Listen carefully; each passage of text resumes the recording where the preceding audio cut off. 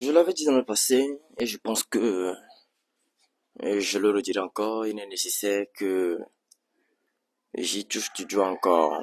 Oui, il est nécessaire que j'y touche du doigt encore. Belle journée, n'est-ce pas? Belle journée, n'est-ce pas? Apparemment, le ciel est très beau, hein. Le ciel est très beau. Pas de nuages. Tout est calme, tout est parfait. Ne quémandez pas l'attention. Ne quémandez pas l'attention. Oui, ne quémandez pas l'attention. Que ce soit en relation, que ce soit en affaires, ou que ce soit en négociation, en amitié, ne quémandez pas l'attention. Cette personne-là qui est venue dans votre vie, qui vous a montré monts et merveilles, avec lui, tout passait bien, tout roulait comme sur des roulettes, comme le dit si bien le français. Et là, ensuite, on vous a ghosté. Et ensuite, on vous a ghosté. N'essayez pas de faire, oh, tu sais, reviens. Et tout le bazar. Oui, je pourrais comprendre que, en fait, ça donne un sentiment de frustration. Parce que ce qu'on recherche, en fait, finalement, c'est ce petit moment où tout va bien, ce petit moment d'attention. Alors que ce petit moment d'attention n'est plus. C'est dissipé, c'est parti, c'est extirpé, c'est supprimé, et tout ça. Ne quémandez pas l'attention. Vous avez de la valeur. Cette personne, si cette personne n'a pas pu remarquer cette valeur, c'est que cette personne ne vous mérite pas. Ne quémandez pas l'attention. N'essayez pas d'envoyer un message, deux, trois messages.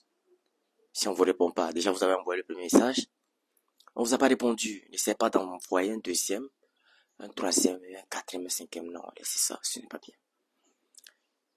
Ça ne vous valorise pas. Ça ne vous valorise pas. Et ce n'est pas bien. Ne demandez pas l'attention. Ne demandez pas l'attention aussi pour cet ami qui est parti de votre vie. Vous savez, hein, vous avez eu des amitiés sincères et finalement, des années plus tard, qui sont partis en vrille. Ne demandez pas l'attention. Ou peut-être vous écrivez à une personne, vous écrivez à votre ami. Vous avez l'habitude souvent d'écrire à votre ami, mais cet ami-là en question ne vous rend pas l'appareil. C'est toujours vous qui écrivez, c'est toujours vous qui initiez les premiers rapports, comment on dit ça déjà, les premiers rapports d'interaction et tout. Ah bonjour, comment ça va? Tu vas bien, j'espère. Ah bonjour. Et vous constatez dès que vous vous posez, vous êtes calme. Cette personne ne vous rend pas l'appareil. Cette personne n'en fait pas de même. Ne demandez pas l'attention.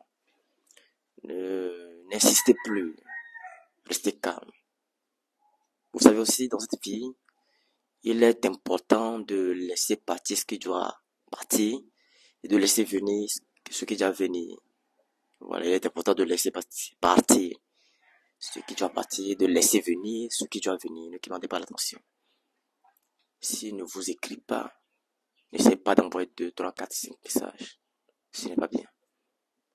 Ne demandez pas l'attention.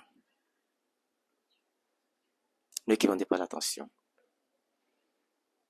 Que ce soit même en négociation, que ce soit même en négociation, bien que ce soit même en entreprise. Si votre boss n'a pas vu assez de valeur en vous et on a décidé de vous éradiquer, de vous extirper, n'essayez pas.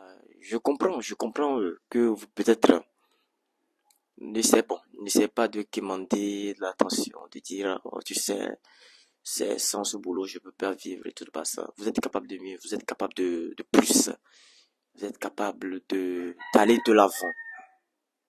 Même si vous perdez une bataille, vous n'avez pas perdu la guerre. Vous voyez un peu? Si votre boss n'a pas su reconnaître, c'est ça, non? Si votre boss n'a pas su reconnaître cette valeur que vous apportez à l'entreprise et peut-être la malchance, ou peut-être ça, on vous a licencié, ou bien ou bien vous faites partie des personnes qui sont incluses dans la réduction du personnel, mais qui n'ont pas l'attention. Ouais, un peu. Mais je pourrais comprendre si vous êtes dans un moment de difficulté là, vous pouvez essayer d'insister. Insister un peu pour obtenir grâce encore. Et c'est ça, la grâce. Si, bon, vous n'avez pas obtenu cette grâce-là, n'essayez plus d'insister. D'insister. Ayez, comment on appelle ça? Ayez du respect pour votre propre personne. Oui. Ayez du respect pour votre propre personne. Parce que vous pouvez en faire mieux. Vous pouvez en faire mieux. Voyez un peu. En fait, dans cette vie, la capacité, d'une manière générale, en fait, dans cette vie vraiment, la capacité, la capacité à pouvoir s'en aller, à pouvoir partir de n'importe quelle situation est un grand pouvoir. La capacité à pouvoir partir de n'importe quelle situation, c'est un grand pouvoir. C'est un grand pouvoir. Et même que ce soit négociation. Vous êtes en train de négocier un deal, par exemple. Vous êtes en train de négocier une affaire très importante. Vous êtes en train de négocier un contrat. Et vous êtes dans la négociation, vous suppliez, vous, en fait, vous suppliez, vous donnez l'air comme si vous faites pitié. Et souvent, quand vous faites ça, on ne remarque pas, en fait, votre propre valeur, votre vraie puissance. L'être humain en général, l'individu en général, n'a, je parle de négociation, en matière de négociation.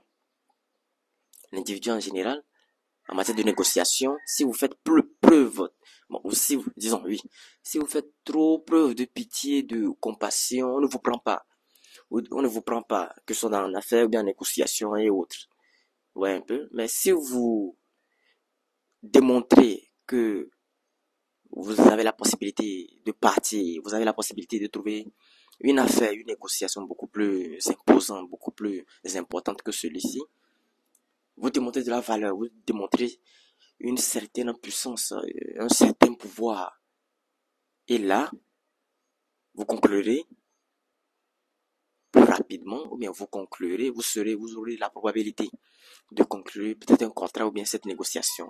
Mais si vous êtes en mode pitié, en mode compassion, en mode s'il te plaît, oui, je pourrais comprendre que des fois ça marche, mais dans la plupart des cas, ça ne marche pas.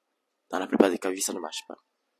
Donc, soyez un vrai homme, soyez une vraie femme. Vous êtes capable de tout. Ne l'oubliez pas, vous êtes fort, vous êtes puissant. Soyez résilient mentalement. C'est vraiment très important. Alors, je pense que c'est le message que j'aimerais vous dire dans cette vidéo. Et j'espère que ça vous a plu. Nous allons nous retrouver une prochaine fois dans une nouvelle vidéo. Et d'ici là, portez-vous bien.